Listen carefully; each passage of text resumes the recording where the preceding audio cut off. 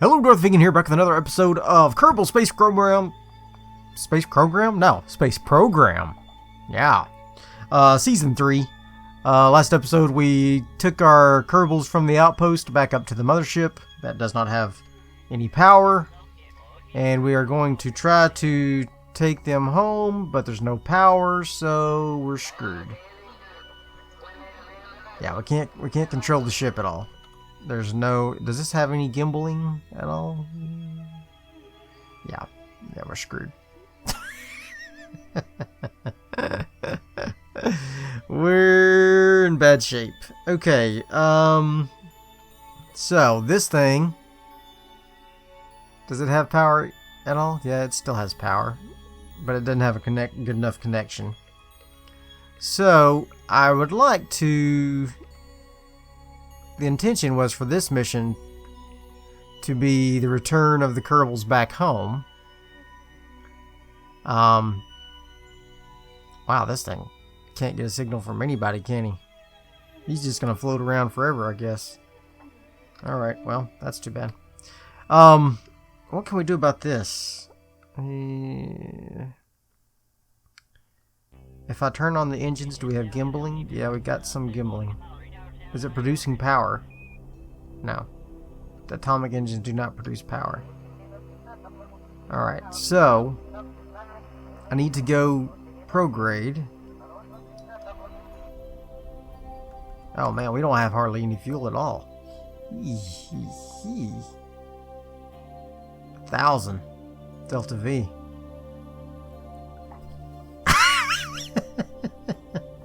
Guys? How you feel about staying here forever? How you feel about staying here forever?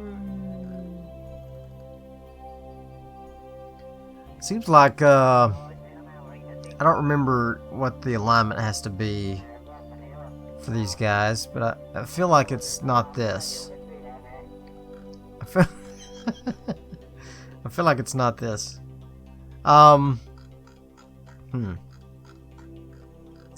So, I want us to see if we can get a brute force connection with 1,000. I don't think we can. Oh my god, we might be able to. This is going to be a miracle.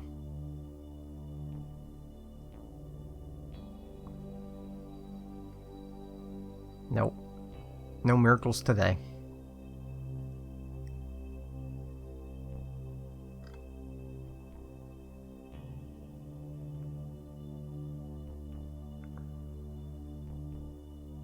I mean, we could leave it like that.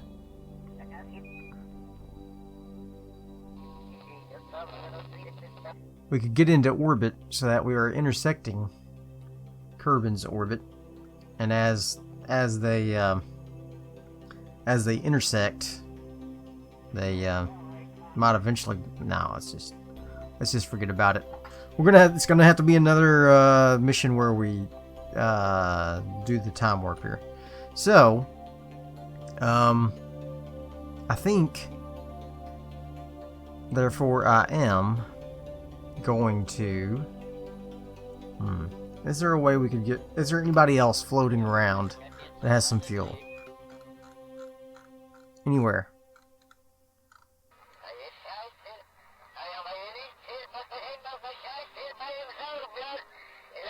Tuna Station habitat. Switch to him. How about the Duna Station? How much fuel does it have? Can we get to it?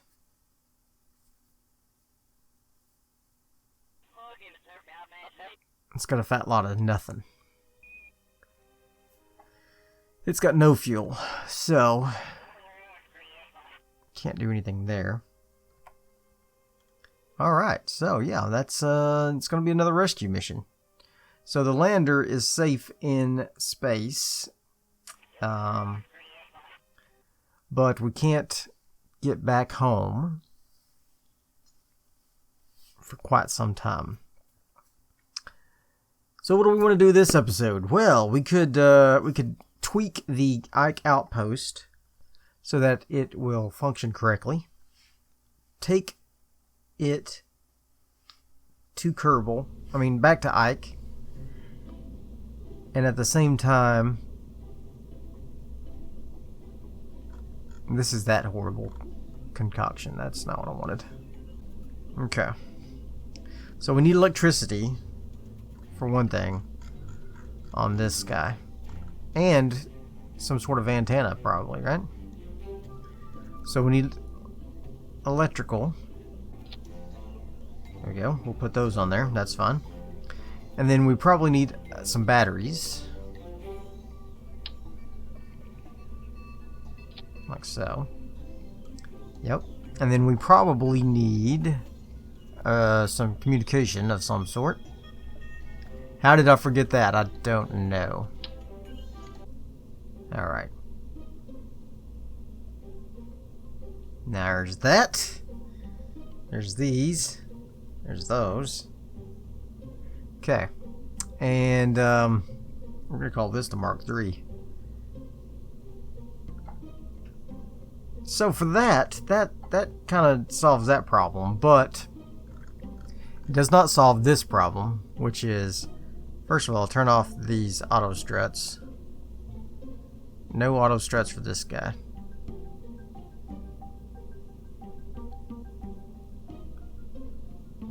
I swear I tested this on the launch pad and it worked fine. They just went down no problem.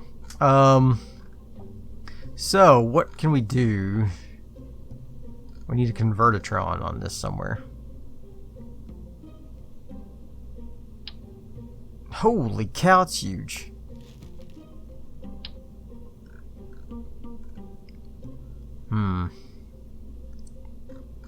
That will definitely have to go on the second part. Okay. Alright, so that's fine. We can take this back to land again. I'm going to take everybody out of it though. Because basically I think we're just going to send it unmanned. Right? And just plop the other guys in there. Maybe? I don't know. Has Valentina been to Ike? Yeah. Any other pilot not been to Ike? And now they're all been to Ike. Okay. Alright, so that's probably what we're going to end up doing with this this rocket. I think that should do. This is still tight, so that's a little worrisome. What if I put a couple more fuel tanks on there? Like this. Okay, looks like it was my fault all along on the robotic parts. I had the angle limit. Somehow I had changed that slider there. I guess I saw that extension limit and the angle limit, and it was locked, and I didn't realize that that pertained to that and not to the extensions. So, my fault. We're going to go ahead and try a launch, and I did put on a couple of solid rocket fuel boosters. They will run out of fuel after these guys do, at least this one. So I'm thinking maybe, nah, I think it'll be fine. They will have to carry them for just a few seconds, but it won't be super terrible, and I think overall it will increase the efficiency to which we launch, which this thing is, it struggles with the thrust to weight ratio for sure. So every little bit helps. Alright, so we're going to go ahead and launch this thing, and we're going to do so in 3, 2, 1, launch. Oh, it's so loud. So loud. It's beautiful. It's blow my eardrums out. Beautiful.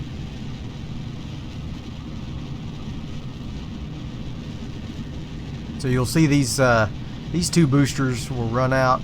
No, it's these two. These two boosters will run out before these guys, but like I said, it'll be all right. We could lose some weight there. It went from 1.7 to 1.4, but overall, I think we're okay.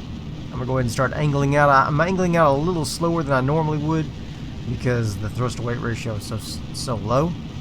But as you can see, the other liquid boosters here, they're gonna run out about the same time as the solid rocket fuel boosters. So, matter of fact, I might be able to decouple all of those all at once here. Or maybe not. Maybe they're all gonna go separately.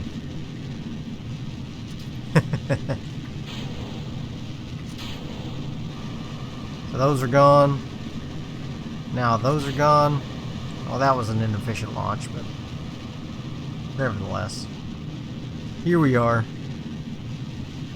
Alright, we are up at 100,000 almost on our apoapsis, so I'm going to go ahead and break that thing off. We are going to try to stick to our 100,000 apoapsis height, and I would like to achieve it purely with this last 300 DeltaV. It's going to be close. It's going to be close. We might be able to do it, though. We might be able to do it. So I'm going to go ahead and speed time up till we get to our apoapsis, and I just don't want this thing to drift. That's the thing, is that it maneuvers very slowly because it's so heavy. So I want to make sure we are in position when we get ready to fire the engines. We don't have to make any adjustments here. So let's go ahead and tweak that just a little, and then get down to the last burn here, and we are getting ready to fire. We've got 300 DeltaV. It's not going to be quite enough, I'm afraid. Not going to be quite enough to get us into orbit, but be pretty darn close. Alright, ready? Fire. So we're going to see if we can get to our orbital. Oh, it's going to be so close. So close, but not quite. Ah, guys, get into position. Oh man, what's happening? Get into position. That decouple kind of got us skewed a little bit here. It's not. We're not quite to our apoapsis anyway, so it's fine. And these guys will just have to use just a little bit of fuel to bump us up to our target orbit. I think everything will be just fine. Let's go ahead and burn now because they are low thrust. So it will take just a few seconds to get us up there. But it uses almost no fuel, so that's good as well. And bingo. We now have a nice orbit of Kerbal. Alright, so now now we have to plan our course to Duna. And of course, it is not even close to being in the right alignment for this. So we're going to go ahead and do that, and be right back. Alright, so now we've got both the extension and the got everybody up in space, and we are ready to do our prograde burn, which, let's just put it over here somewhere, towards Duna. And so I forgot there's somebody out in space that was waiting for a ride. Let's see if we can get Duna here. Alright, so we have a intersection with Duna with the second part of our vessel. So we're going to get into position to do that burn in 29 minutes. And the burn time is 2 minutes, so that's not too bad. I don't know why it's showing the weirdness with my DeltaV there. Sometimes it does that. I think it's because of this.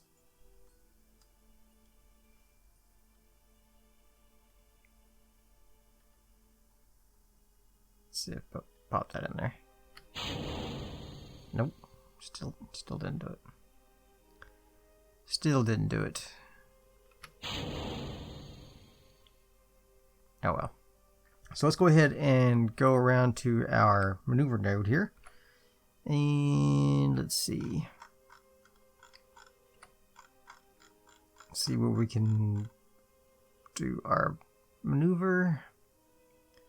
And then we'll also plot a course for the first part. And we'll get them both on their way to Duna. Alright, here we go. Ready to burn. 10, 9, 8, 7, 6, 5, 4, 3, 2, 1. Burn. Burn for days.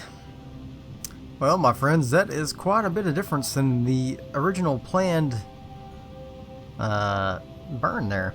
So, not exactly sure what's going on with that. I'm going to continue this same trajectory and see if we can continue to try to match that. Obviously, we're going to have to try to match that. We're going to have to try to renegotiate an approach here, but that's fine. That happens sometimes whenever you have such a slow burn like that. So now let's switch over to our friend, who also is ready to make a connection with Duna. Both of these guys will have a connection that's in the future. This episode has taken me so long to make. Oh gosh, it shouldn't have. All right, it shouldn't have. All right, here we go. So we're going to try to do the same thing with this guy. Is this an asteroid coming in? Or no, that's this guy's trajectory. Okay, I was gonna say that's cool. All right, we want to do another maneuver node here, similar to what we did with the other guy. Get a connection with Duna. Blah blah blah. Yada yada yada. And sooner rather than later. All right, this one has a little bit of a better connection. And make sure we're not crashing into the planet or anything crazy like that. Now we're good. Okay, here we go. Let's warp to the next maneuver. This one is a nice 7-minute burn. And it's about to start. In no time at all. Here we go. A little worried about my periapsis there. I hope we don't reach the atmosphere before we pass through our periapsis. That would be unfortunate. It's such a long burn, though, that it's possible. Nah, we're fine. It's fine. Alright, once again, our trajectory has not quite matched what we thought it would, but this one's a little closer than the other one. A little closer. Not a lot closer, but a little closer. I'm going to keep flying just a little more, just see if we can get it lined up. Let's keep burning. Keep on burning, keep on burning. Alright. We ready? Whoop, passed it. Okay, that's fine. Okay, so now both vessels are on a trajectory to Duna. Some better than the others. This one in particular has gotten quite a bit skewed. So we are going to go ahead and go out to here for both vessels. The other guy should be out similarly flying.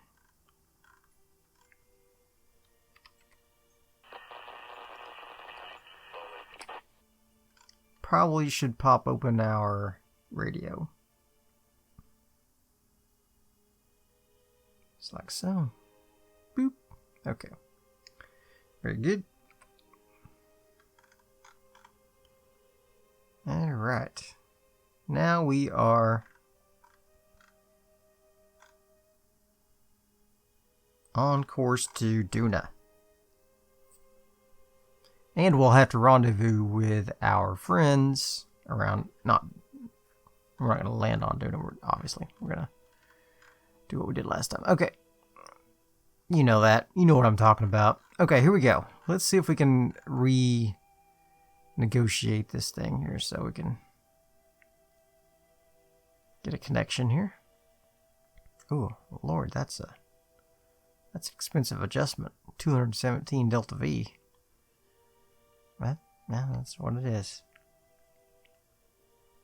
It's a 1 minute burn. Node is in 30 minutes. Okay, let's warp to the next maneuver. Might as well. And then we'll switch over to the other guy and see if he needs the same treatment here. Let's bring her on down.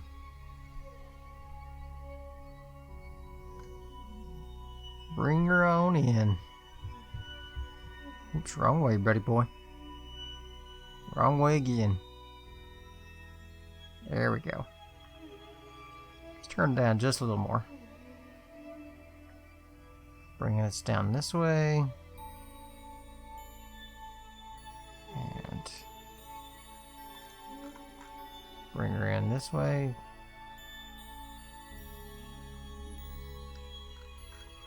There we go. Nice connection with Ike. There we go. But we're gonna try for a connection with Duna here. Just so we can use some aero braking.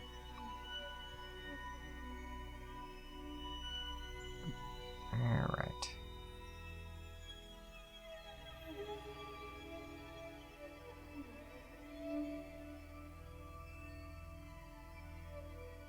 That ought to do it. Alright. Okay, and we can adjust that as we go. Let's go ahead and do the burn.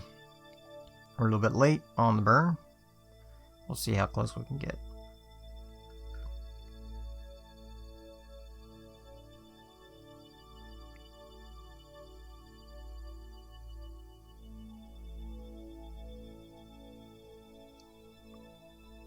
We have to make a few manual adjustments anyway, so it'll be fine. Be fun.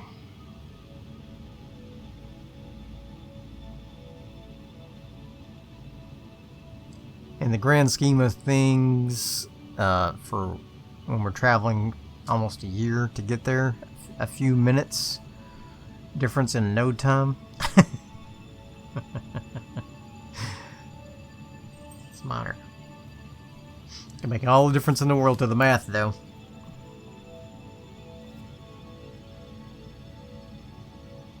Should start seeing it creep in here pretty soon. Alright, we got it. Close enough. We like to call close enough. Alright. Speaking of close enough, am I near my friend there? No, we're not. He's over here. Okay, let's switch to him. Let's get him lined up, and then we'll call this episode quits. And next episode, we'll get these guys on to Duna. No, on to Ike and in alignment. All right. Other way, Jason. Why did I say Jason? I was gonna say Jack, and then it came out Jason. I don't know. I was gonna say other way, Jack, but no, then it came out other way, Jason. I had a friend named Jason. Yeah, he's kind of a friend. It's kind of one of those weird situations where they're not like super good friend, but you live close together, so you play together all the time. One of those things. He was kind of a what I like to call a braggart. He liked to brag all the time about how great everything he had was, and how great his family was, and how great everything was. It got pretty tiresome. It's like, yeah, you're great. I hear you. I think you're great too, bro. But I didn't. Alright, let's see. Whoop. Touchy. Alright. Very good. That looks about right to me. It's a tiny burn. That is a tiny burn. Let's go ahead and speed up to our newer node here. 2 days away. Alright. And we'll do this burn. And then we'll call this episode quits. My God. I feel like I've been doing this episode for hours. Well, I've been doing this episode for at least an hour and 30 minutes. And then the other episode... yeah, I've been playing Kerbal for a few hours now. Feels like it too.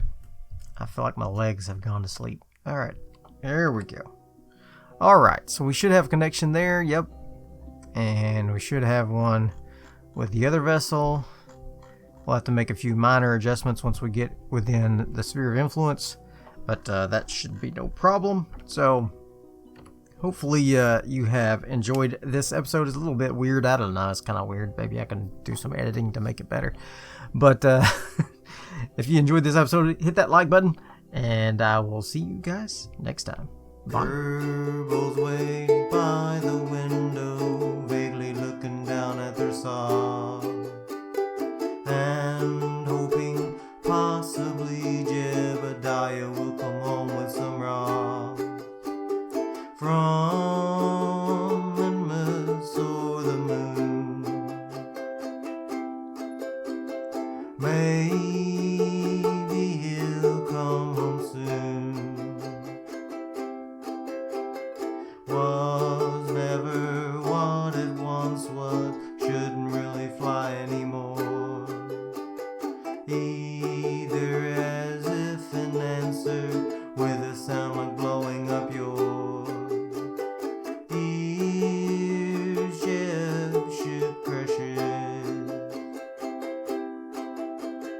through Kerbin's atmosphere.